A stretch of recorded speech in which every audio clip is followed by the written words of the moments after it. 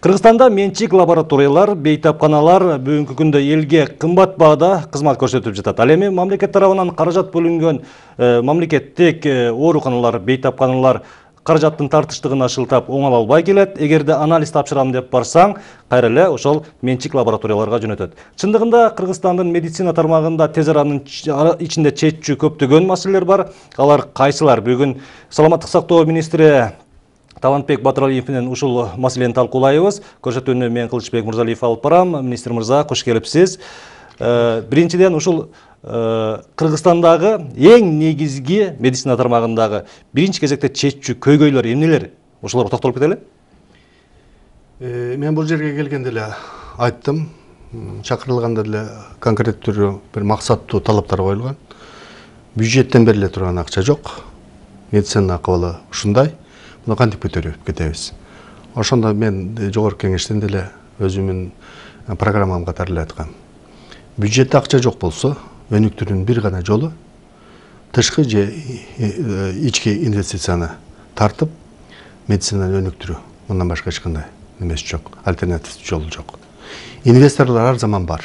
Анткени алар өзүнүн акчасын айлантып иштеп, пайда табышы керек. Biz кандай акчага муктаж, инвестиция муктаж болсок, инвесторлор да бизге муктаж. А эмнеге келбей атат деп ойлойбуз.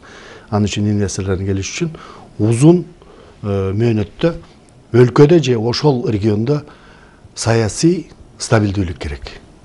Ансыз болбойт. Экинчиси бүгүн медицинадагы болгон туруктуу тартипти орнотуу.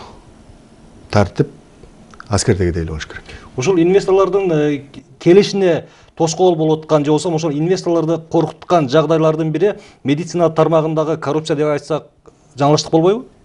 Жок, жаңылыштык болбойт. Ал да бар. Бирок негизгиси өлкөдөгү же региондогу саясий стабилдүүлүк. Ушул медицина тармагына министрликке баягы милдеттүү камсыздандыруу фондуна биригип туруп бир жылда 15 миллиардка чукул сом бөлүнөт. Бирок ал чындыгында медицина тармагын оңдоп кетүүгө жетишпеген каражат. Ошондой. Бирок ошондой эле каражат бөлүнгөндүгүнө карабай, ушул медицина тармагында каражатты максатсыз жумшаган фактылар бүгүнкү күндө ачылып отурат. Мисалы, эсептөө палатасынын маалыматына таянсак, 2013 жылы 6,4 миллион сом максатсыз жумшалган деп маалымат айтылды. Бул кандай жолдор менен максатсыз колдонгон акчалар? Максатсыз тилекке каршы момундайда мен ойлойт элем, чет мамлекеттегидей эгер эсептөө палатасынын жыйынтыгы менен мындай финанстык, мамлекеттик бюджеттик мүлктү, акчаны мындай мыйзамсыз колдонуулар болсо, ошол жерден эле түз эле фискалдык органдарга берип иш козголсо жакшы болмок да. Анткени биз аларга берип, алар биз кайра аны тазалап, комиссия кылып, бири-бирибизди актабайчы. Анан ошонун неме болгондо бул кайталанбай тезирээк болмок. Биринчиден мен жаңы келдим. Мен келгенде эсептөө палатасынын аудиторлору өздөрүнүн көзөмөлүн бүтүрүп аткан экен. Мына эми мен 2013-кө жооп берем. 2013-ту мен көргөн жокмун. Эми 2013-то келген бизе көзөмөлдө момундай деп атат. Биринчиден де сиз 2012-де жазылган көрсөтмөлөрдү аткарыңыз депчи.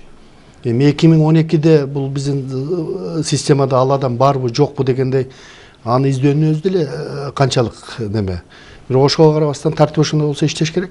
Мен сизге кантип айтайын? Маселен, бизде медицинада 15 миллиард бөлүнүп атат дейсиз, андан 2 миллиарддан ашык эле биздин саламаттык сактоого берилет. Алардын көпчүлүгү майнага кетет. Анын тышкарында биздин саламаттык сактоодон сатып алынган дары-дармектин саны аз эле. Анан баягы күйүүчү майга, телефонго, капиталдык ремонттоого, чарба жумуштарына деп атканда, ошол жерден максатсыз статьяларды өзгөртүп колдонулган акчалар же болбосо консультанттарды керексиз чакырылган дегендей статья. Кандай болгондо тартип бузуу. Анын аты тартип бузуу. Бир четинен акча жок деп атабыз. Ошол эле убакта 6 миллиондон ашык максатсыз колдонулган акча. Ошол эсептөөнүн жыйынтыгында кымбат баадагы медикаменттер эффективдүү колдонулбай калган деген да маалымат айтылды да. Ал дагы бар. Мына ошондо болуп атпайбы кептимит бардыгы. Эми бул жерде өзүңүз деле ойлоп көрсөңүз, баягы басма сөздө ачык эле айтылып жүрөт. Жылдын аягында же болсо баягы мөөнөт өтүп кеткен немелерде мындай акт менен списать этишип мөөнөт өтүп кеткен колдонулбайт депчи. А эмне убагында аны көзөмөлдөгөн жок. А эмне убагында аз мөөнөт менен алып келинди. Аны башка жерде муктаж болгон мөөнөтү өтө электе башка больницаларга таратып аны колдонуш керек болчу да. Ошондой же болбосо эсептеп туруп муктаждыкка жараша алып келиш керек болчу. Кандай болгондо ошо мамлекеттик акча каражат чарчур этилген да. Буга жоопкерчилик болуш керек. Ошол кымбат баадагы дары-дармек жөнүндө сөз кылып калдык. Ушундай маалыматтар айтылып жүрөт. Ири өлчөмдөгү инсулин ошко жетпей, орто жолдо дайынсыз жоголуп кетти деп.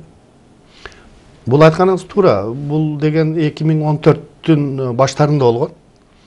Ош областына бараткан баягы бул шекер оорулары менен ооруган чоң партиядагы бул жерден скалаттан чыгып, ал жака жетпей калган деп. Мен муну ишке келгенден 2 айдан кийин мында кабарым болду. Ошондо эле документтерди таптап прокуратурага өткөзүп бергем. Бирок ошол күндөн бери ал жөнүндө эч кандай жыйынтык чыга элек. Менин акылыма бир эле нерсе келет да, ушунчалык чоң партиядагы инсулин жоголсо. Бул инсулин деген ошол акыркы актарына мага караган мындай мен неме исследователь эмесмин, органдын адамдары эмесмин. Бул жерде эки эле суроо ойго келет. Биринчиден, 20 жылдан бери инсулин, вакцина деген аябай кылдат эрежелерди алып барып ташыла турган дары-дармектин бүт баары Ошко саратандын ысыгында деле такси менен, КАМАЗдар менен жүктөлүп барып жүргөн да. Булар деген атайын муздатылуучу контейнерлер менен барып, анан ошо колдонуп атканда деле белгилүү температураларда, ысыктыкта колдонуш керек. Анан 6 айдан бери ошол 7 айдын ичинде эч кандай ал инсулин ордуна жоголуп кеткен ордуна башка алып келгенден эмес, сатып алынгандан эмес, коюлгандан эмес, ал жөнүндө эч кимде жоопкерчилик тарткан эмес. Бул Бишкектен чыгып Ошко жетпей калган. Бишкектен чыгып Ошко жетпей калган. Эми жоопкерчилик кимде? эгер момундай негиздеп карап көргөнүңдө мен бул жерден өткөзүп бердим, тигиде алдым деген болсо алган тарапта. Бул толугу менен оштуктардын эмесинде, адистердин мойнунда. Буга азырынча укук коргоо органдары жооп бере элек. Эч кандай жооп бере элек. Буну иликтеп акырында 20 жылдагы жоопкерчилик ким алат? Анткени бул дары-дармекти ташуунун да эрежелери бар да. Тескерисинче сиз азыр муну сурап атасыз. Буну жабууга аракет кылган деле адамдар бар. Жабуу эмес, муну толукташ керек. Мамлекеттик чоң каражат коротулган буга. Ушул мамлекет тарабынан каражат жумшалып, орто жолдо жоголуп кеткен дары-дармектердин изин жашырууга кимдер аракет кылат? Аттарын айта аласызбы? Аттары ким эле? Ошол жоопкерчиликти атаган адамдардын бүт бардыгы эндокринологдор, ошол жерде мурда координатор болуп жүргөн жетекчилер, главврачтар дегенде дарыгерлер, баш дарыгерлер бирөө сураш керек бул жоопкерчиликти. Эле каякта тиги инсулин депчи. Сурабаганына караганда алар деле ошол жерде орусча айтканда доляда болсо керек да. Мен аны айта албайм, аны укук коргоо укукчулар аны айта алат. Бирок деген факт жок. Ортодо. Буну акыркы точканы неме прокуратура коет. Талатбек мырза, ушу маалымат каражаттарын айтып жүрөсүз. Кыргызстанда 1000ден көбүрөөк дарыгерлер жетишпейт депчи. Чындыгында бизде медициналык тармагында окуучулар бар. Училище бар, академия бар. Аларды бүтүргөн студенттер ошол мамлекеттик ооруканаларда, бейтапканаларда аларды тартып иштетип калганга мүмкүнчүлүк жокпу? Же бизде кандайдыр бир окутуп туруп эле сыртка жөнөтө беребизби? Жок, бул жерге мамлекеттик бир кызыкчылык менен караш керек. Мунун убагы келди. Анткени бул башка бир немеден айтайын да сизге. Дүйнөдөгү врачтарды экспорттогон эң кыйын чоң өлкөлөрдүн бири Мексика, Аргентина, Куба. Американы эмес. Дүйнөдөгү эң сапаттуу адистерди ошол өлкөлөр даярдап, башка өлкөлөргө чыгарат. ошолордун немеси менен тапкан акчасы менен туугандарына жөнөтүп өлкөнүн өсүшүнө мындай өздөрүнүн кошумчасын салат да. Мигранттар сыяктуу эле. Мигранттар сыяктуу эле. А бизде баягы карапайым жумуш менен кара жумуш менен кеткендер барып элди багып атпайбызбы? Анан бул жердеги башка нерсе кызыкчылык болгон. Биз колубуз менен бул балдарды врач кылып чыгарыш үчүн 10 жыл окуттук. Мамлекеттин каражаты кетти. Ата-эненин каражаты кетти. Ата-эненин өмүрү кетти. Баланы чоңойттук, окуттук дегенде ошончо каражат кылып, өткөн жылы 1500дөн ашык врач адис чыгарылган. Алардын жарысынан эмес, көп эле демеге региондорго жетпей калды. Эми жетпей калышында ал адистердин күнөөсү жок. Мен өзүм жан келгенден кийин эле Булуңбурушка барып, толугу менен эле көрүп чыктым. Барбаган жерим Чаткал, Алабука, Казарман, Актала башы калды. Көпчүлүк жергеден айыл өзүм карадым да. Ошондон айтып караганда мен эч кандай ал жерлерде жаш адистерди көргөн жокмун. Барсам да бирден экиден көрдүм. Алар менен өзүм сүйлөшүп көргөндө негизги проблема момундай. Жаш адиске берилген акча 4700 сом. Эгер Кочкорго барып иштесе, Батырдын акчасы 2500дөн 4000 сом экен. 700 сомго кантип үй бүлөсүн багат, жашайт. Анда Кочкорго кочкордук болгон барат да. Таласка таластык барат, ошко оштук барат дегендей. Бул да туура эмес. Биздин өлкөн адистер мурдагыдай эле бир ротация системинде болуп кайнашышыбыз керек. Жерди кыдырып иштеш керек. Жерди кыдырып иштешибиз керек. Бул дагы негизги себеби эгемендик алдыктан кийин жергиликтүү бийлик адистерди кармап калуу боюнча эч кандай камкор көргөн эмес. Көргөн райондордо бар. Мен маселе сизге айтайын. Исфана келген жаңы адиске 5000 сом кошуп берет экен. Кышында көмүрүн берет экен. Жергиликтүү бийлик несебенен. Актала да ошентип атат. Актала болсо бош убактында келип Бишкектеги врачтар менен сүйлөшүп, башка жактагы врачтарды барып, азгырып, тартып, үй салып бере коюп, үйрөнө коюп алып барып атат. Анан кечээ мына кечээ болгон факт айтайын. Мага келиптир. Ага кечирип коюңуз, сиздин Казармандагы бир немени азгырып алып алдым эле, эми такта мага арызданып атышат деп. Эмне болуп кетти? Эми жаңы адистер чыккандан кийин кое турсам болмок. Эми агай антип атканда биз анестезиолог жок болчу. Тияктан мен болсом барып кетмек экен. Жашай турган жер жаман экен. Өзүм бардым дейт Казарманга. Жашаган жерин көрдүм. Ал жерде жашаууга мүмкүн эмес, ал кетет барыбыр. Казармандан кеткенден көрө кайсы айырмасы эмне? Акталага келип иштесин. Мен үйүн салып бердим дейт. Көмүрүн бердим, ысытып бердим. Мына үй бүлөсү менен менден жашап атат.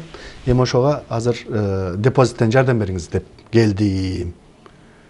Анан бул акимге кантип жардам бербейсиң? Ошол эле акча, ошол эле мамлекеттик аким, ошол эле мамлекеттик кызматчы. Бирөөсү алма биш оозума түштөп жатат. Берсе өкмөт берсин, министр мага адис жөнөтсүн депчи. Ошондуктан бул жерде бир эле маян эмес, жергиликтүү бийликтин ошо адисти кармап калуу үчүн болгон камкордугу. Буну мамлекеттик бир милдет катары, мамлекеттик бир саясат катары киргизишибиз керек. Демек ошол жергиликтүү өзүн өзү башкаруу органдарынын жетекчилери дагы өздөрүнүн дарыгерлерин камсыздоого милдеттүү. Ошол жагын өзүнүн милдетин караш керек. Экинчи жагынан сиз депозит деп айтып калдыңыз. Мисалы, могу билим берүү тармагында жаш мугалимдерди тартып калуу максатында жаш мугалимдердин депозити деген бар да. Медицина тармагында ушундай барбы? Бар. Канча бөлүнөт эми? Бизге бүт бардын эле жергиликтүү барган жерге бөлүнөт десек, жетпейт, жокко көрө жакшы. Бирок мен жаш адистер менен аймактарда сүйлөштүм. Биз 36 миңде бир кварталды берет экенбиз. Анан кийин баягы налогу андай мындай деп атып, салыгы кесилип атып, 22 миң, 23 миң сомдой колуна тиет экен. Дагы бир жолу айтып кетем, бул жерде бир эле маян эмес. Ал жердеги больницанын инфраструктурасы. Ойлоп көрсөңүз, жаңы адис биздин аймактарга барса, ал жерде эч кандай жабдуу болбосо, үйрөнө турган эчтеке болбосо, эртеден кечке эле стетоскоп менен сыркоолу менен сүйлөшүп, кагаз толтуруп, ал 2 жылда ал жерде калбайт, кетип калат. Ал жерге барганда иштей ала турган инфраструктураны карап эш керек. Канткенде ошондой инфраструктураны Түзөбүз. Менде акчам жок деп атсаң, колу бутун байлап, анан кийин баягы ары каттай жүгөнсүз чурка дегенде эле болуп атат да, чаап коюп. Ошон үчүн мен бюджетте жок болгондо бир эле бунун бир чыгып кетүүсү, ички тышкы инвесторлорду тартып, региондордо жабдууларды жакшыртып, материалдык техникалык мүмкүндүктөрдү берип жашады силерге. Анан булуң бурчтун бүт бардыгына биздин калкыбызга кызматты жеткирбесек, ал жерге адис калбайт. Талантбек мырза, ушул медицина тармагында ошондой эле элдин арасында дагы бир чоң көйгөй бар да, бул дарыгерлердин катачылыгы дегенчи. Ушул дарыгерлердин катачылыгынан айрым баягы бейтаптар өлүп калып атат. Кудай сактасын. Кээ бирөөлөрү майып болуп калып атат. Ушундай катачылыкты кетирген дарыгерлер кызматтан четтетилип, же болбосо башка кызматка которулуп эле жоопкерчиликтен кутулуп атат. Бирок бизде конституцияда жазылып турат, ар бир жаран жашоого укуктуу деп. Туура айтып атасыз. Бул жерде бир биздин саламаттык сактоо системасында бир катачылык бар.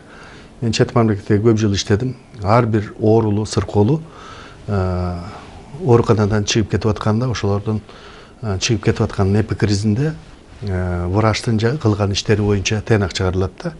Эгер өлүп калган болсо, мына неме аутопсия деп коебуз. Кыргызчасы аны өлгөндү кайра вскрытие жасап, ошонун негизинде жасалган өлүмдүн себебин аныктап, врачтардын, медиктердин катасы барбы жокпу деп. Бул аябай негиздүү коюлган. Анткени чет мамлекетте баягы милдеттүү медициналык камсыздоонун тышында ар бир врач, мекеме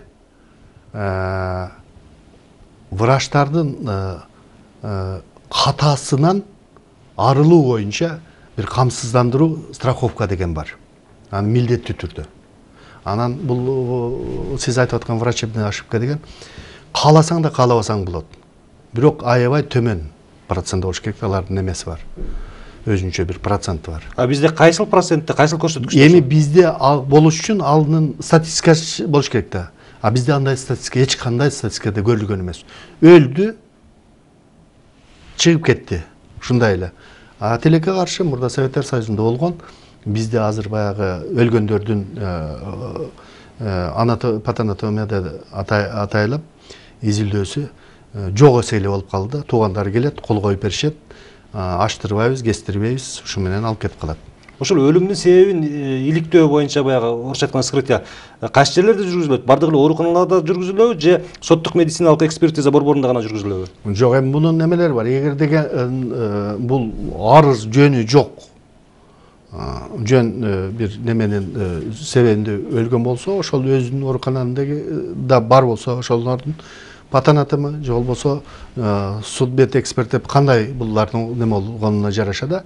Эгер арыз жөнүндө болсо, ал судмед экспертиза, ал жерде уже неменин тиешелүү органдардын катнашуусу менен бул укуктук дережелерин аныктоо боюнча жүргүзүлөт. Эгер булар болмойын, оорулууну чыгарып кеткенден кийин, анан убакыт өтүп кеткенден кийин, анын биздин кесиптештердин күнөөсүн аныктоо кыйын. Анын үстүнө баягы мусулман калкынын шарты боюнча жерге койгондон кийин кайрадан каздырбайт, ал жагда бар. Экинчи бирок мен бул жерде кошуп кетейин, анткени бул маанилүү маселени көтөрүп атасыз.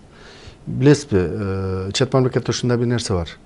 Эгер өзүңдүн кемчилигиңди көрбөсөң, бир адам катардагы, мекеме катардагы, сен эч качан мындай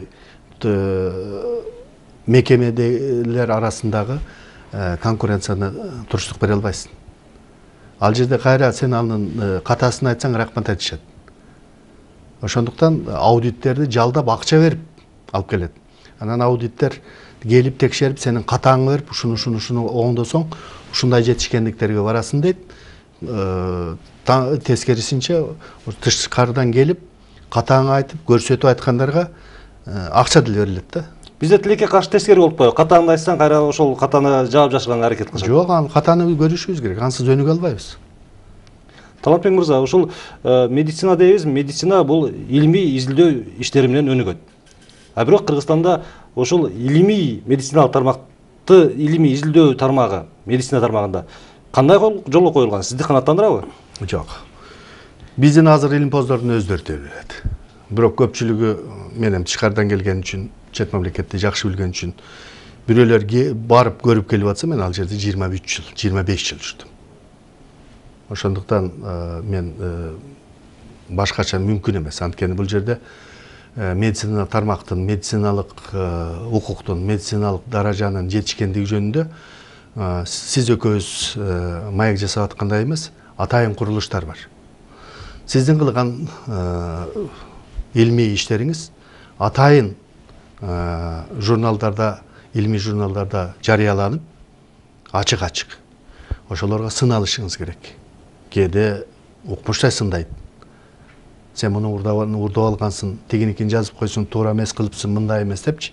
Ошо сыноолордон өтүп, сиздин илмий даражаңыз жакшы болсо, башкалары силердин иштен өзүнүн эмгектерине колдонуп, сизге баа берип, сиздин ошол эл аралык органдар тарабынан рейтингиңиз болот. Даражаңыз. Ошондо гана ошондой айтылат. Тилекке каршы биздин Кыргызстандагы бир да мекеме ал дараждагы кирген жок. Ортоломо СНГнын ичинде кирген немелердин арасында институт кардиологияда 1-2 окумуштуунун дайым чет мамлекеттеги академик Алдашевдин жетектеген мурдагы иштери жакшы даражаларга бар. Бул жерден белгилей кетен, чет мамлекетте бүгүн окумуштуулардын саны Кыргызстандан кеткен. Кыргызстанда жашап жатып окумуштум дегендерден көп эле. А бирок булар кайра келсе бул жерге батпайт. Эмнеге? Же батырбайбы? Батырбайт, системаны кабыл албайт. Анткени батышың үчүн келип иштешиң керек да. А келгенде бул жердеги маяна, шар эч ким жогору жактан төмөн жакка түшпөйт го. Кечиресиз, сиз кантип келип калдыңыз анан? Мен буну биле-биле мен кызматымды алмаштырып, акыркы 5 жылда, 10 жылда кадр жетиштирүүгө деп колуман келе баштагандан 97 жылдан бери Кыргызстандагы жаш илимпоздорду тартып, жаш кадрларды тартып, чет мамлекетте окутууга аябай күчүмдү сарптадым. Тилекке каршы ошол азыр сизге айтып аткандай, көпчүлүгү чет мамлекетте иштеп атат. Азыр Казакстанда атактуу, дүйнөдөгү эң атактуу кардиохирургдардын бири Пия кандидаттыгында докторскийда менин жетектеуим менен биргелешип жасап кылганбыз. Ошол Казакстандын кардиохирургиясын бүгүн дүйнөлүк деңгээлге 5-лерде жылда чыгарып койду. Ошол Кыргызстанда жашап, бул жерге батпай кетип, чет мамлекетте көз 14 жыл бирге иштедик. Ошон үчүн мына Алматыда Дамир Осмонов деген дүйнөдөгү электрондук ири журналдардын баш редактору.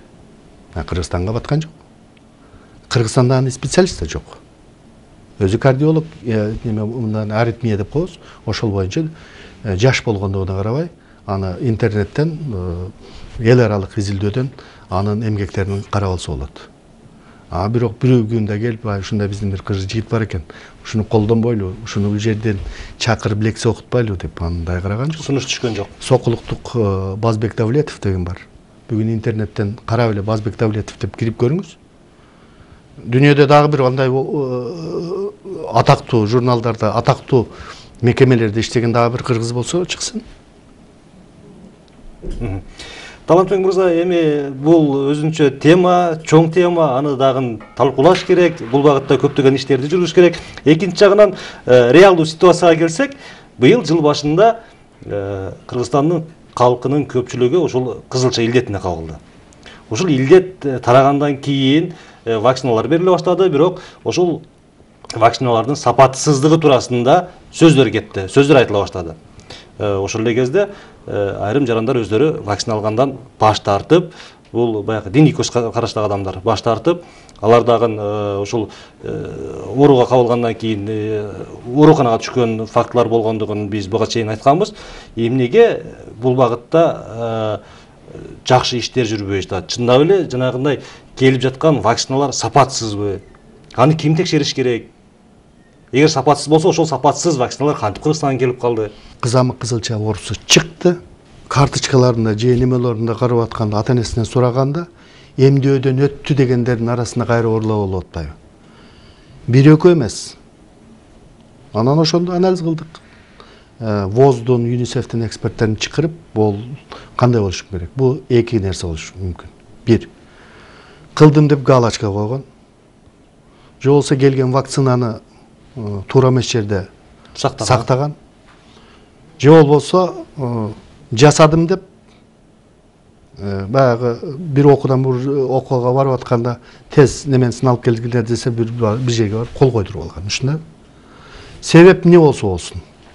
Кайра ооругандардын эмделди деп көрсөткөндөрдүн элесине кайра ооругандардын саны болгон үчүн ВОЗдун эксперттери менен кайрадан эмдөөдөн чыгар боюнча кайра чогулуштар болуп атып. Буну кайдан алабыз, кантип алабыз, кандай тартипте алабыз, сапаты кандай болуш керек деп биз дүйнөлүктөгү эң атайы чыккан эксперттерди топтоп атып жоопкерчилигин алуу үчүн буга бардык. Бирок каражат табуу да оңой болгон жок. Ошондо мен бул жерде айта кетейин, биринчи жолу мындай демеге мага бир өзүнчө экзамен сыноо эле болуп калды. Турциянын саламаттык сактоо министрлигине министрин жакшы тааныган үчүн телефон кылдым. Ошондо президентим менен бирге чет мамлекетте жүргөн экен. Мен телефон кылганда алды, сүйлөшүп атканда президент сураптыр, ким бул деп. Десе Кыргызстанда ушундай министр телефон кылып атса, колуңуздан келген жардамым деп бир тез эле убакытта биздин эмне керек болсо жардам беребиз. Мага бизге бул канаттуудай эле мындай неме болуп калдым да. Туган деген туган тойба депчи. Анан ошол эксперттин негизинде тезден кайра жоопкерчиликти алып буну баштоого бардык. Анан сиз айтып аткандай, анан буга антипропаганда башталды. Сапат боюнча. Эми актанганы эмес, калк менен иштөө ушул күнгө чейин иштелбептир. Жада калса өзүбүздүн врачтардын ичинде эмдөөгө каршы чыккан болду деп айтат да. Мен эмен болсо, окугум болсо, аларды дипломасын алыш керек. Сен бүгүн медициналык мамлекеттик билимди алган адам эмдөөгө кантип каршы чыгасың? Сен ал кантип бүттүрдүң? Бул эмдөө деген мамлекеттик коопсуздуктун гарантиясы. Анткени сурап көрөсүз, кээде ай бала кызамык болуп калды, ай балам свинка болуп калды деп коюп жүрөсүз го. Ал свинканын акыры каяка барат, билесизби? Жакшы болбосо, осложнениялары. Эркек балдарыбызда тукумсуздук болот. Ошондуктан бул эмдөө ушунчалык маселе сапатына келгенче. Мен ачык эле айтайын, бунун сапаты бүгүн дүйнөдөгү кайсы өнүккөн өлкөдө кандай стандарттар менен тандалып алса, ошол стандарт менен ВОЗдун, ЮНИСЕФтин эксперттери тарабынан колдонулуп алып, биринчиси мен өзүм балама жасаттым. Бул бир неме катар эмес. Жок, бул жаңы келген вакцинаны айтып тастасыз. Буга чейинкиси кичине сапатсыз экен деген маалыматтар тарады эле. Бунун эч кандай негизи жок. Чындыгы жок да. Ушул күнгө чейин 2001де биз дүйнөлүк саламаттык сактоо комитетине кирген күндөн баштап биз эмдөө системасын толугу менен дүйнөлүк стандарттар жүргүзүлүп атат. Ошондуктан менден мурун иштегенде деле министрлерге шек келтирүүгө эч кандай акым жок. Бирок ошо сөзүңүзгө кошумча, жанагы эмделди деп туруп, медицина кызматкерлери, дарыгерлер өздөрү эмделбеген балдарды эмделди деп жазып койгон фактыны мен көрдүм. Мен ошону айтып атпаймын. Ал биздин бул жерде бир гана коомдун эмес, жарандардын эмес, ошол эле убакта медицина кызматкерлеринин да ушундай шалакы бар. Мына телегөрүүчүлөргө андай шалакылык биздин адистердин арасында бар. Биз ошолордон кантип арылабыз? Суроо бул жерде турбайбы? Кантип арылабыз? Өзүңүз жооп бериңизчи. Биринчиден, коом бизге жардам берсин. Коом ошол көргөндү бизге айтпаса убагында. Коом өзүн ошол көргөн жаман көрүнүштөрдүн бүт бардыгын бизге жеткизбесе, менин саламаттык сактоо министрлигинин кайдан кабары болсун? Областтык жетекчинин кабары кайдан болсун? Биздин кабарыбыз качан проблема болгондо болуп атпайбы? Андай болбош керек. Коом биринчиден биздин саламаттык сактоодо бул жерде мүчүлүштүктөр, кемчиликтер бар. Калк менен иштегенди унутуп калган. бүткүл кыргызстандык жарандарга кайрылуум ушу эмдөөгө ушунчалык кылдаттык менен карагыңыздарды өтүнөм. Анткени бул улуттук коопсуздуктун маселеси. Ошол үчүн кандай арыз муңуңуз болсо түз кайрылыңыздар. Дагы бир суроом, ар бир эле биздин мүчүлүштүктөрдү саясий нукка бөлбөңүздөрдү өтүнөм. Анткени бүгүн биздин Кыргызстанга стабилдүүлүк керек. Президентибиздин тапкан акчасын акыркы тыйынына чейин түз колдонуп, сарамжал колдонуп, мамлекеттик казнага кол салгандардан колубуздан келишинче биргелешип кутулушубуз керек. Талантбек мырза, келип бергениңиз үчүн рахмат. Урматтуу телегөрүүчүлөр, ушуну менен күн маек көрсөтүүсүнүн бүгүнкү чыгарылышы соңуна келип жетти. Көрсөтүүбүздүн коногу Кыргыз Республикасынын саламаттыкты сактоо министри Талантбек Батыралиев болду. Көрсөтүүнү мен Кылычбек Мырзалиев алып бардым. Амандыкта жалганы.